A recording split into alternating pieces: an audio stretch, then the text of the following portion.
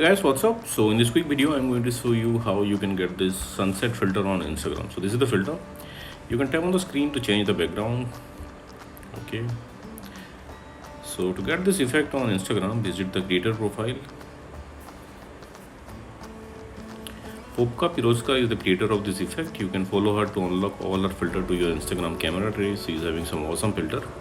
Okay, so check in her filter gallery. She's having lots of filters, so check carefully. Okay, this is the filter sunset. Tap on it and you will see this preview. From here you can save it to your Instagram camera tray and you can tap on try to try the filter. Okay, and suppose you are not getting the effect like this, then visit this website. Link to this website I'll give you in the description box below. So here in this website you will see link to the filter. Just tap on the link and open it with Instagram. Okay, and likewise also you can get this effect on Instagram. So that's it guys, thanks for watching the video. See you in the next video.